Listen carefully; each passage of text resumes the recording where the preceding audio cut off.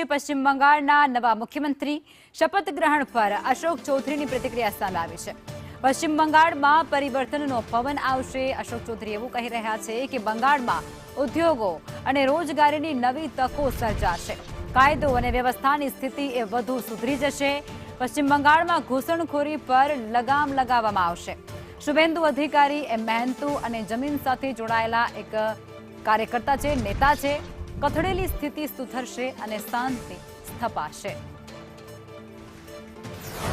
મેં પહેલાં કહ્યું પ્રમાણે ખૂબ મહેનતુ વ્યક્તિત્વ છે, જમીનથી જોડાયેલા નેતા છે અને સામાન્ય લોકોની જે તકલીફ છે એ એમને ખૂબ બધી ખબર છે। એટલા માટે એ ખૂબ સારું શાસન પશ્ચિમ બંગાળને આપી શકશે અને જે આખા દેશની લાગણી અને ભાવના છે કે બંગાળની અંદર પણ મોટા મોટા ઉદ્યોગો આવે, મોટા ફેક્ટરીઓ આવે, એના કારણે સ્થાનિક લોકોને રોજગાર મળે, કાયદો અને વ્યવસ્થાની સ્થિતિ જે મમતાજીના રાજમાં ખાડી ગઈ હતી એ ફરીથી સુદૃઢ બને અને મુખ્ય મુદ્દો જે દેશની સુરક્ષાનો છે કે જે બાજુમાં બાંગ્લાદેશથી જે ઘૂસપેઠ થાય છે એને રોકી અને સાચા અર્થમાં ભારત માતાની સેવા કરશે એવી અમને સૌને આશા છે।